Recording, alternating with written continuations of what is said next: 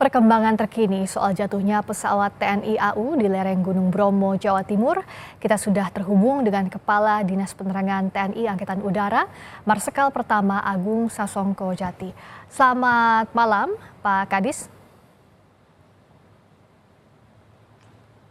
Selamat malam, Bu. Pak, kami pertama-tama mengucapkan turut berbelasungkawa sedalam-dalamnya atas gugurnya 4 prajurit terbaik TNI Angkatan Udara dalam musibah ini.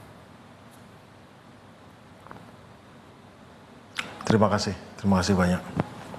Pak Kadis, izin kami bertanya lebih dalam lagi soal cuaca yang diduga menjadi penyebab pesawat jatuh. Di tayangan sebelumnya, Pak Kadis menyebutkan bahwa tiba-tiba awan menebal.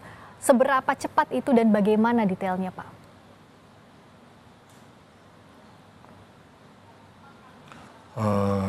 Terima kasih sebelumnya, selamat sore pesawat.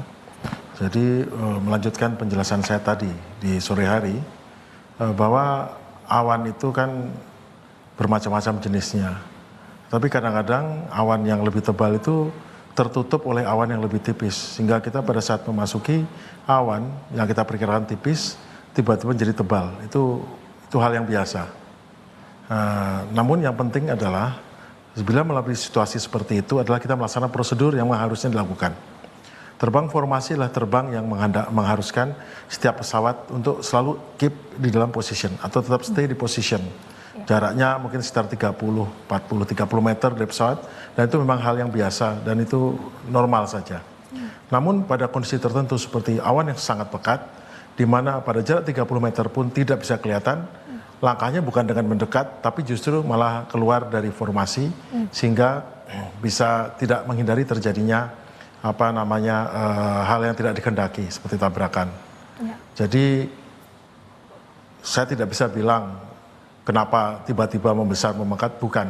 Ada mungkin awan pekat yang berada di balik awan yang tipis yang tidak kelihatan, demikian. Oh, baik. Dan itu disebutnya blind kondisinya, betul ya Pak Kadis ya? Ya, itu adalah hal yang normal dalam dunia penerbangan militer. Seandainya kami dalam terbang formasi yang ketat, yang dekat itu, dan kemudian tiba-tiba jarak sudah cukup dekat yang harusnya tetap kelihatan, tidak kelihatan, maka prosedurnya kita mengatakan blind, dan kita memisahkan diri tidak dengan ekstrim keluar, tidak, tapi dengan cukup bank sedikit saja pasti sudah menjauh dari formasi utama. Ya. Pada saat di udara, penerbang lain mengetahui ada hal yang tidak sesuai, itu bagaimana Pak? Ada 2 pesawat yang akhirnya hilang kontak dan ternyata kecelakaan?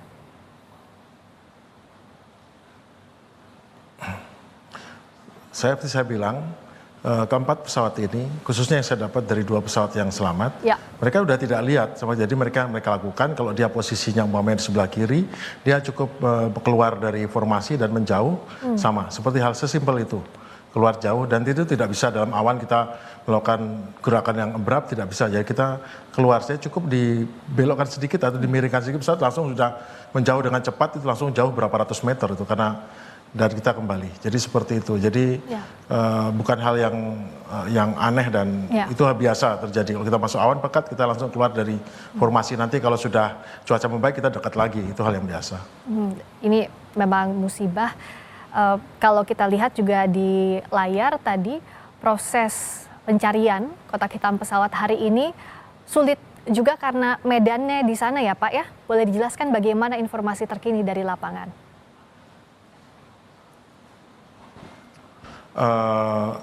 Rekan-rekan yang melaksanakan penyelidikan dibagi dari 2 tim. Ada tim yang datang ke Tenggo 3111 dan yang satu lagi ke Tenggo 3103. Medannya berbeda, tapi rupanya kami menemukan kenyataan bahwa ternyata dengan melewati rute yang lain menjadi tidak terlalu jauh, sehingga praktis pada hari ini, sore hari ini mereka sudah kembali dan sudah bisa mengamankan beberapa hal yang penting diamankan. Yaitu mungkin beberapa instrumen, dan juga saya juga lihat ternyata senjata juga diamankan. Jadi pesawat ini memiliki senjata. Tidak ada amunisi di dalamnya, namun senjata seperti senapan mesin atau kanon ada di dalamnya, dan itu sudah diamankan juga.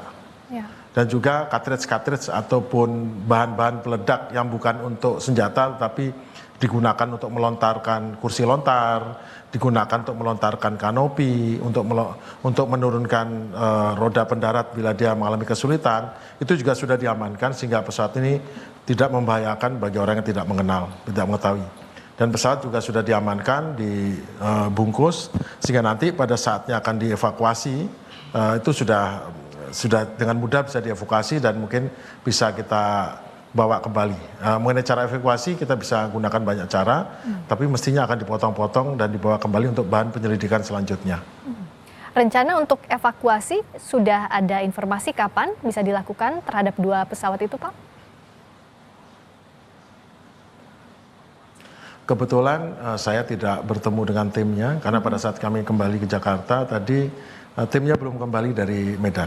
Namun insya Allah besok kita akan kembali ke Malang dan kita akan bertanya, dan pada saat itu saya baru bisa memberikan penjelasan kepada teman-teman media dan masyarakat mengenai bagaimana rencana langkah berlanjutnya.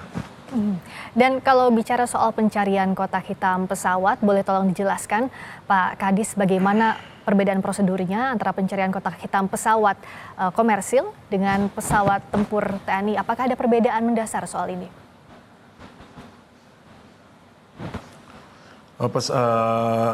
Kita tidak menamainya black box ya, itu dan juga bukan flight data recorder sebetulnya. Dia memiliki nama istilah lain, tapi intinya bentuknya seperti cartridge yang kita bisa lihat dengan peralatan yang ada di satuan sepertinya.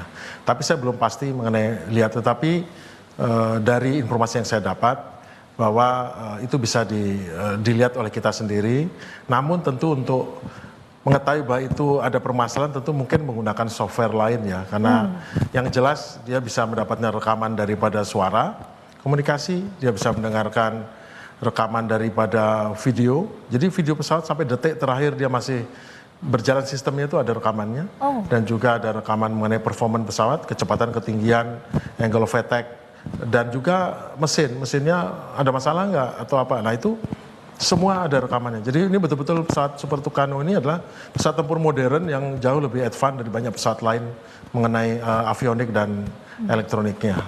Jadi ini lebih advance dan juga bisa lebih detail juga untuk nanti proses investigasinya, begitu ya Pak Kadis? Ya betul, pesawat ini pesawat yang cukup canggih ya.